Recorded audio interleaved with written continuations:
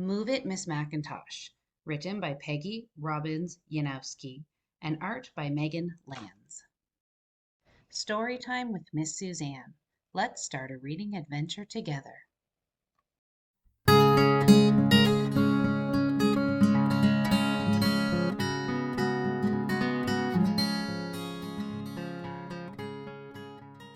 Move It, Miss Macintosh, by Peggy Robbins Janousky, art by Megan Lands. Let's start our story. Miss Macintosh woke up one morning certain of two things. First, it was the first day of school. There it is, circled on the calendar. And second, she wasn't going. She doesn't look like she's ready to go at all. I think I'll just stay home today, Mrs. Macintosh said as she snuggled back under the covers. Ding dong! The sound of the doorbell jolted her out of bed. Rise and shine, Miss Macintosh, the Principal Bellwether said in a booming voice. Principal Bellwether, what are you doing here? I should be asking you the same question, he says. Or else would she be? Oh, because she's a teacher, she should be in school. Right. Not home in her kitty cat pajamas. But I do like her kitty cat pajamas. There's a lot of other people at the door as well. Miss Macintosh crawled back into bed and pulled the blankets over her head. She looks a little funny. Just as I suspected, said Principal Bellwether. You've got a bad case of the butterflies. Ooh. All kindergarten teachers get them. Last year, I had a terrible time when Mr. Jitter started school. He cried so much I had to call his mother. Ugh. What? I've taken the liberty of picking out your clothes, called Mrs. Sketcher, the art teacher. I admire your creativity, but PJ Day isn't until springtime. Miss Macintosh looked at the outfit and gasped. Can you gasp? You go, nice gasp. Where was her purple bow? Where was her sparkly new dress? Where was her lucky apple necklace?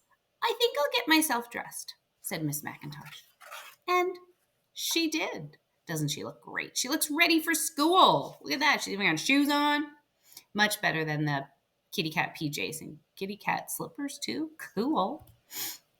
Time for breakfast, yellowed Miss Burger, the lunch lady. I'm not hungry, said Miss Macintosh. Nonsense, said Miss Burger. How do you expect to teach your children on an empty stomach? I don't, she mumbled. Oh, kitty cat's coming down for breakfast. He's really coming down fast. Look out. Incoming kitty! Miss Macintosh pushed her cereal around with her spoon. She doesn't really want to eat. She squished it, she squashed it, and squished it again. She's not really doing a great job eating her breakfast, is she? No, but we should always eat our breakfast before we go to school, right, boys and girls? Right. Playing with your food won't get you out of going to school, said Mr. Jitters. I tried the same thing last year. I missed the bus and my father had to drive me. Principal Bellwether had a fit. Miss Macintosh grabbed her cereal and slurped it down in no time flat. Ready, she said. I think the kitty cat's going to finish off the rest of her cereal. His bum is sticking out of the cereal box. That's a silly kitty. The only thing you're ready for is for a cavity, said Mr. Comfort, the school nurse. So Miss Macintosh raced upstairs for her toothbrush. Don't forget to floss, he called through the door. Miss Macintosh looked in the mirror and sighed. You guys sigh? You go, oh. Try. Oh. Oh, that was a nice sigh. Her dress was new and sparkly. Her teeth were clean and shiny. Her stomach was full of good food, and she felt awful. I wonder why she still feels awful. She's just going to school.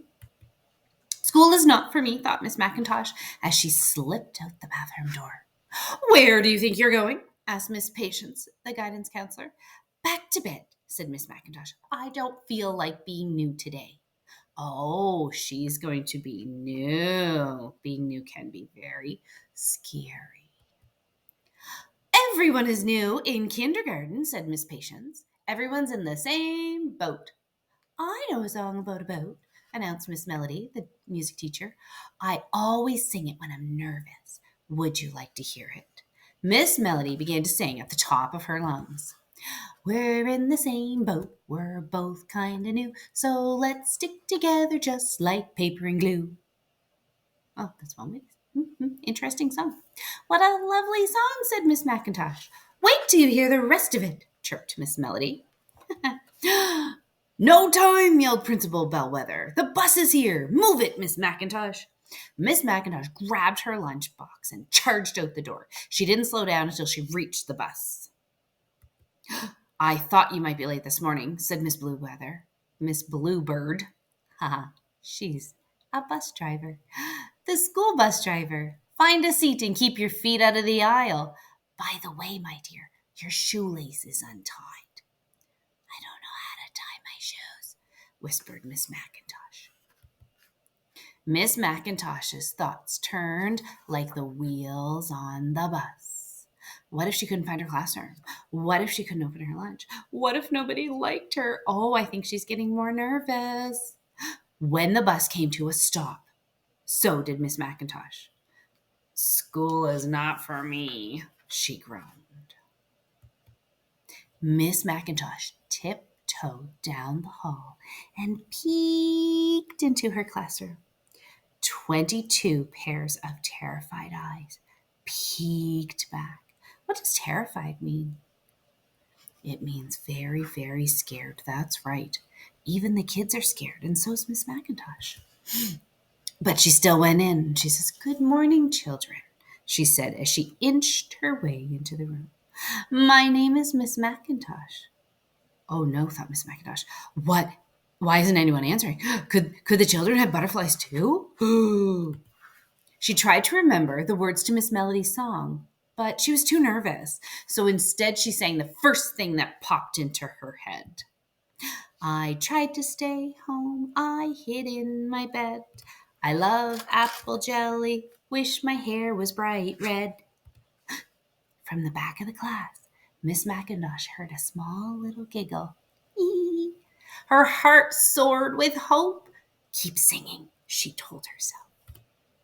I can't tie my shoes. The cat ate my socks. Can we go home early? Oh gosh, they have blocks. The giggle spread from row to row until the whole room was buzzing with laughter. Look, now all the students don't look scared or nervous or even terrified. They all look happy. When Miss Macintosh looked up, she was certain of two things. First, it was the first day of school. And second, she was going to love it after all. Look at that. Now they all get to play. Our first day of school can be very scary.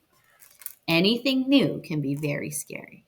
But as long as you're brave and you try it, you might find you like it. Thank you for joining me, my friends, and I hope to see you again. Bye-bye.